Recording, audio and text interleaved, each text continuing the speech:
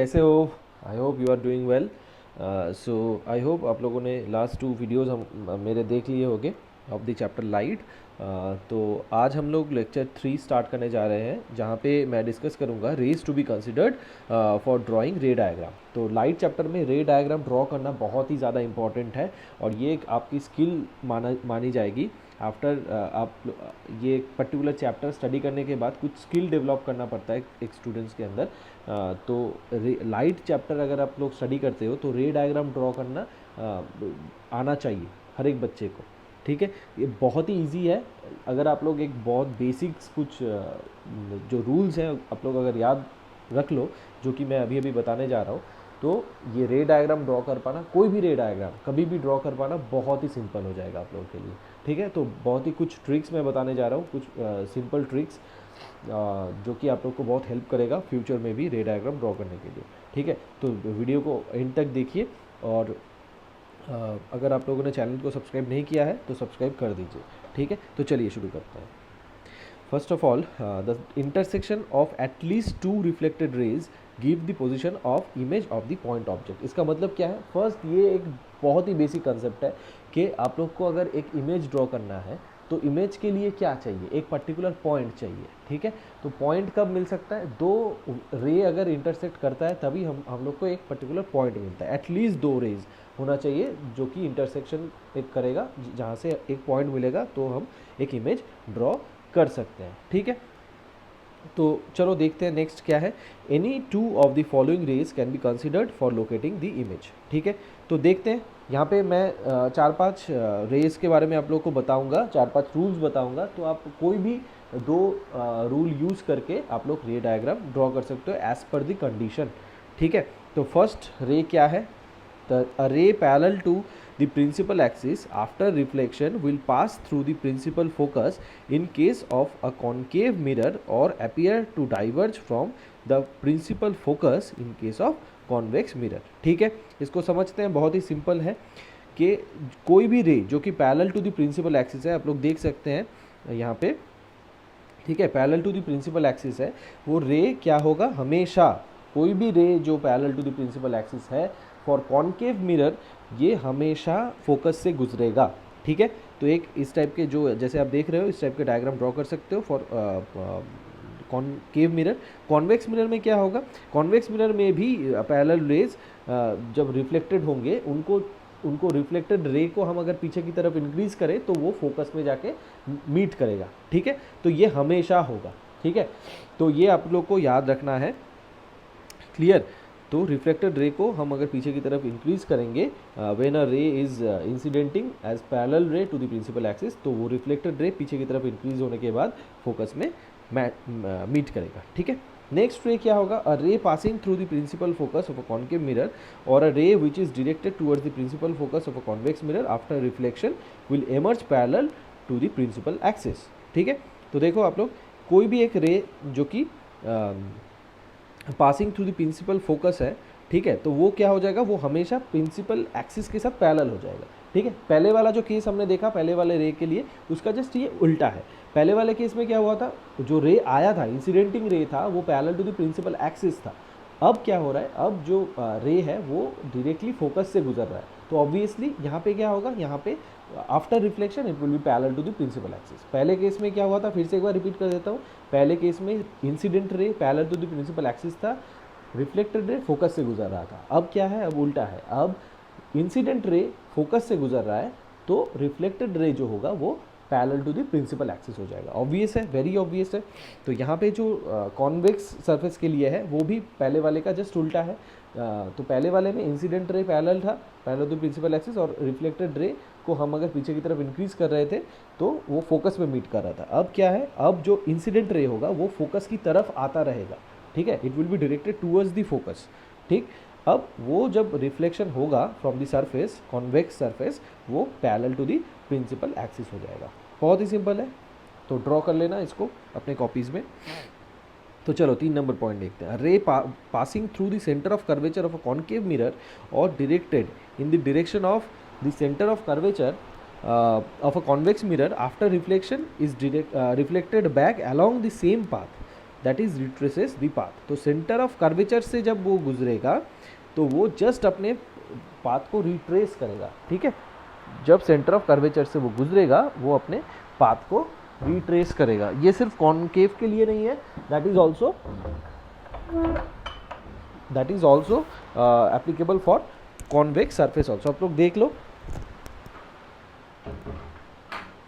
ठीक है। So that is the case. So now next point 4, a ray incident obliquely to the principal axis towards the pole is reflected obliquely। तो कैसे देखेंगे इसको? तो पोल के ऊपर अगर ऑब्लिकली गिरता है कोई भी एक पर्टिकुलर एंगल में, तो वो सेम रिफ्लेक्टेड एंगल में मतलब सेम इंसिडेंट एंगल के सेम एंगल में वो रिफ्लेक्टेड हो जाएगा, ठीक है। तो सेम फॉर कॉन्वेक्स सरफेस, जो एंगल में इंसिडेंट हो रहा है सेम एंगल ऑफ रिफ्लेक्शन में वो रिफ्लेक्टेड बैक हो जाएगा, ठीक है। सो कुछ नोट्स हैं आप लोग को याद रखना है। In all the above cases the law of reflection are followed. तो हमें फिर से मैं आप लोगों को याद दिला देता हूँ कि यहाँ पे हम लोग जो लॉज ऑफ रिफ्लेक्शन हम लोगों ने सीखा था वो सेम पैरेलल मिरर के लिए, सॉरी प्लेन मिरर के लिए जो था, सेम स्फेरिकल मिरर के लिए भी अप्लाई हो रहा है। तो आप लोग डायग्राम को अच्छे से देखना, और यहाँ पे नॉर्मल ड्रॉ करना भी इम्पॉर्टेंट है। तो हर एक डायग्राम में हमने नॉर्मल को भी ड्रॉ किया है। तो देखना यहाँ पे कोई भी पॉइंट स्फेरिकल सरफेस के ऊपर कोई भी पॉइंट पे अगर आप लोग नॉर्मल ड्रॉ करते हो तो वो नॉर्मल उस पॉइंट से सेंटर ऑफ कर्वेचर को जाके जुड़ता है, ठीक है। आप लोग ऐसे कोई भी डायग्राम देख सकते हो। यहाँ पे कोई भी डायग्राम देख लो, यहाँ पे जितने भी डायग्राम मैंने दिखाया है, ये जो नॉर्मल ड्रॉ कर रहे हो आप लोग, नॉर्मल हमेशा जाके सेंटर ऑफ कर्वेचर से जुड़ता है। फिर से एक बार देख लो आप लोग, जल्दी से मैं दिखा रहा हूँ, नॉर्मल जाके सेंटर ऑफ कर्वेचर में जाके जुड़ता है, ठीक है। तो ये आप लोग को याद रखना है। तो आप लोग अगर एक बार नॉर्मल ड्रॉ करते हो तो इंसिडेंट एंगल के साथ इक्वल बना के रिफ्लेक्टेड एंगल बनाओगे तो आपको और भी ईजी रहेगा डायग्राम ड्रॉ करने में, ठीक है। चलो प्रोसीड करते हैं, ठीक है। At the point of incidence the incident ray is reflected in such a way that the angle of reflection equals the angle of incidence, ठीक है। तो ये दोनों चीज़ आप लोग अगर याद रखोगे तो कोई भी रे डायग्राम ड्रॉ कर पाना बहुत ही सिंपल हो जाएगा आप लोग के लिए, ठीक है। नेक्स्ट टॉपिक जो हमें जानना है that is image formation by concave mirror as well as हम कॉन्वेक्स मिरर के लिए भी पढ़ेंगे। तो फर्स्ट ऑफ ऑल हम देखेंगे कि कॉनकेव मिरर में कैसे इमेज फॉर्मेशन होता है। देखो बच्चों, जो ऑब्जेक्ट डिस्टेंस है उसके वेरिएशन की वजह से, जो ऑब्जेक्ट का डिस्टेंस है फ्रॉम द पोल उसके वेरिएशन की वजह से क्या होता है, इमेज का जो फॉर्मेशन है वो डिफरेंट होता है, ठीक है। तो वो हम लोग देखेंगे अभी, ठीक है। तो कंसंट्रेशन बना के रखो और कमेंट में बताना, ठीक है, इजी लग रहा है कि नहीं। अगर कुछ ऐड करना है मुझे तो आप लोग बता देना, मैं बाद में वीडियोस में आप लोग को और भी अच्छे तरीके से उस टॉपिक को कवर अप कर लूँगा, ठीक है। तो फर्स्ट जो है फर्स्ट केस जो है आप लोग देख सकते हो यहाँ पे, when object placed at infinity, ठीक है। ये डायग्राम ऐसे बना है कि parallel rays are always parallel, sorry infinity से जो रेज आते हैं वो हमेशा पैरेलल टू ईच अदर होते हैं, ठीक है।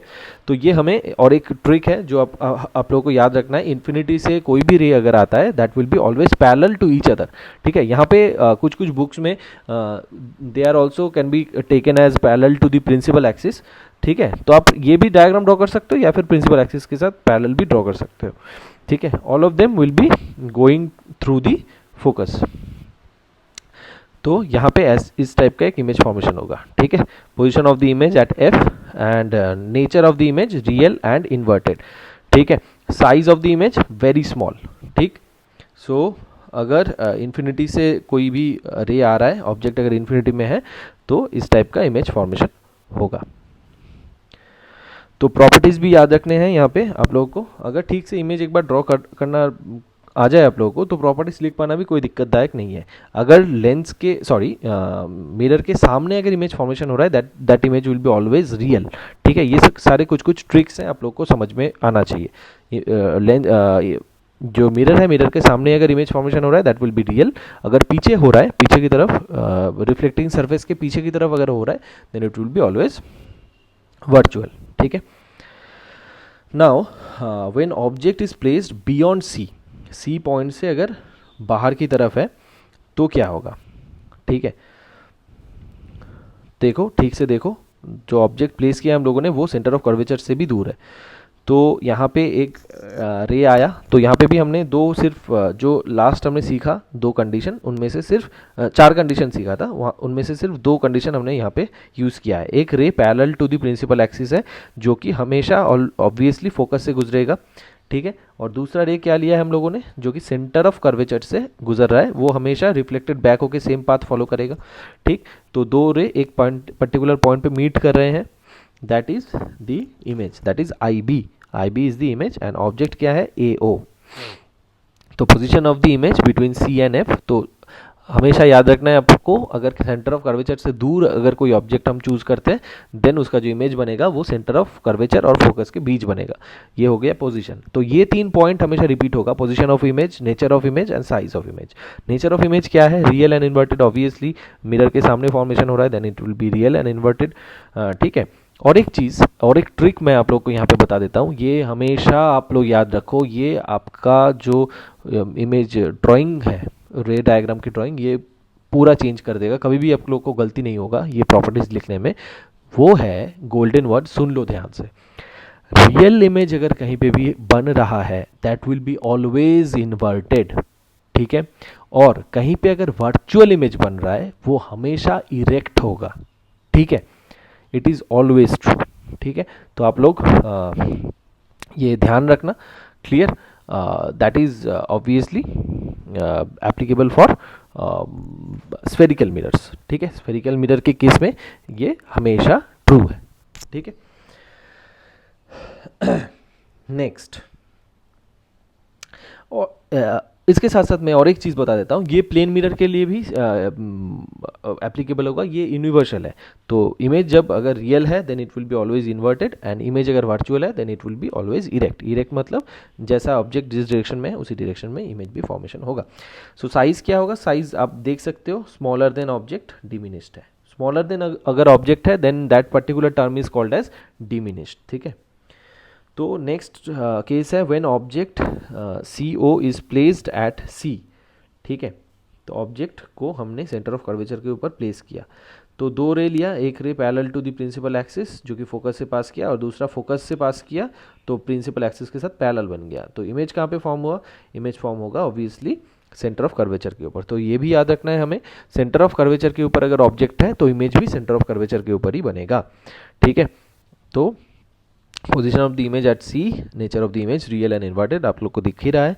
और साइज, ये बहुत ही इंपॉर्टेंट है, ये कभी कभी 1 मार्क के क्वेश्चन में आ जाता है कि साइज क्या हो जाएगा। साइज सेम है, तो सेंटर ऑफ कर्वेचर में अगर ऑब्जेक्ट है तो इमेज का साइज जो बने इमेज जो बनेगा उसका साइज भी ऑब्जेक्ट की जैसा ही है, सेम, एग्जैक्टली सेम, ठीक है। तो यहाँ पे और एक चीज़ मैं आप लोग को बता देता हूँ, मैग्निफिकेशन नाम का एक चीज़ है जो कि हम लोग बाद में सीखेंगे। Magnification is equals to size of image divided by size of object होता है, ठीक है। तो यहाँ पे दोनों का साइज सेम है, इसीलिए मैग्निफिकेशन 1 होगा, तो ये आप लोग को याद रखना है, ठीक है। Next is when object is placed between C and F, C और F के बीच अगर ऑब्जेक्ट प्लेस किया है तो इस टाइप का इमेज फॉर्मेशन होगा, ठीक है। तो पोजीशन बियॉन्ड C से बाहर कहीं पे भी बन रहा है। तो देखो आप लोग एक चीज़ आप लोग नोटिस करो, जब C के बाहर ऑब्जेक्ट था तो इमेज बन रहा था C और F के बीच। अब ऑब्जेक्ट अभी फोर्थ केस में क्या हो रहा है, फोर्थ केस में ऑब्जेक्ट C और F के बीच है, तो इमेज कहाँ बन रहा है, बियॉन्ड C, ठीक है। तो ऐसे ही they are very much complementary, एक दूसरे का कॉम्प्लीमेंटरी है। जहाँ पे ऑब्जेक्ट है और इमेज जहाँ पे फॉर्म हो रहा है ये जस्ट इंटरचेंज हो जाता है, ठीक है। तो ये सारे कुछ ट्रिक्स अगर आप लोग याद रखते हो तो ये बहुत इजी हो जाएगा, ठीक है। अभी तक जो इमेजेस फॉर्मेशन हुए वो रियल और इन्वर्टेड थे, ठीक है। And they are in this case the image formed is very large than the object. When object is placed at F, focus में अगर हम लोग रखें तो पहले वाले केस में सेंटर ऑफ फोकस में रखा था, फोर्थ केस में अब हम डायरेक्टली फोकस में रख रहे हैं, तो इमेज कहाँ फॉर्मेशन होगा, इमेज फॉर्मेशन होगा इन्फिनिटी पे, ठीक है। ये आपको याद रखना है। एक रे लिया हम लोगों ने, parallel to the principal axis गया, फोकस से पास किया, ठीक है। और दूसरा रे सेंटर ऑफ कर्वेचर से पास किया, so they are parallel to each other. तो ऑब्वियसली पैरेलल रेज अगर निकल रहे हैं एज अ रिफ्लेक्टेड रे तो that means they will create some kind of image, हम लोग मानेंगे कि इमेज जो फॉर्मेशन होगा वो इन्फिनिटी पे जाके फॉर्मेशन होगा, and that will be real and inverted, ठीक है, and the size of the image will be very large. Final देखते हैं 6 पॉइंट क्या है। When object is placed between F and O, focus और पोल के बीच अगर है, ओ मीन्स पोल के बीच, ठीक है, यहाँ पे पी होगा, तो रेज डाइवर्ज हो जाएंगे। तो डाइवर्ज अगर हो रहे हैं तो हमें क्या करना है, पीछे की तरफ उनको ट्रेस करना है। पीछे की तरफ अगर इंक्रीज करेंगे तो वो एक पर्टिकुलर पॉइंट पे जाके मीट करेगा, and that at that particular point will get the image, ठीक है। तो फिफ्थ केस में दे वेर पैरेलल, तो पैरेलल रेस को अगर पीछे की तरफ भी आप लोग इंक्रीज करते हो तो वो कहीं पे भी मीट नहीं करता है, ठीक है। तो अल्टीमेटली हम कंक्लूजन ड्रॉ कर सकते हैं कि इमेज जो है वो इन्फिनिटी में फॉर्म होगा।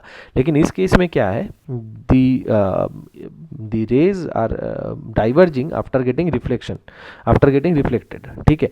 तो उसको हम अगर पीछे की तरफ इंक्रीज करें तो they will converge at a particular point, तो इसीलिए हम इस केस में पीछे की तरफ इंक्रीज करते हैं, ठीक है। तो both the cases are different. तो ये एक पॉइंट पे जाके मीट करता है, दैट इज आई, वहाँ पे इमेज फॉर्मेशन हो रहा है। सो ये बिहाइंड द मिरर हो रहा है, okay, and the nature of the image क्या होता है, वर्चुअल एंड इरेक्ट, ठीक है। तो साइज ऑफ द इमेज क्या होता है, लार्जर देन द ऑब्जेक्ट। तो एक ही चीज़ आपको कंक्लूजन ड्रॉ करना है कि कॉन्केव के केस में एक ही बार इमेज जो है वो वर्चुअल फॉर्म होगा and definitely they will be erect. तो वो कौन सा केस है, जब फोकस और पोल के बीच ऑब्जेक्ट को हम प्लेस करेंगे। बाकी सारे केस में, वो जो कॉन्केव के केस में ऑब्जेक्ट इमेज जो है वो रियल एंड इन्वर्टेड ही होगा, ठीक है। तो ये यहाँ तक ही इस वीडियो को रखते हैं हम लोग। तो बाकी नेक्स्ट वीडियो में हम लोग डिस्कस करेंगे कि कॉन्वेक्स मिरर में कैसे इमेज फॉर्मेशन होता है। आई होप वीडियो आप लोग को अच्छा लगा होगा और हर एक पॉइंट आप लोग का क्लियर हुआ होगा। तो आप लोग एक नोट्स बना सकते हो इस वीडियो से। तो अगर आप लोग को फिर भी कोई दिक्कत है तो आप लोग कमेंट्स में मुझे बताओ, और अगर वीडियो अच्छा लगा है तो लाइक कर दो, और जो लोग नए हैं सब्सक्राइब कर दो मेरे चैनल को। तो मिलते हैं नेक्स्ट वीडियो में, तब तक के लिए stay safe, stay blessed, bye bye।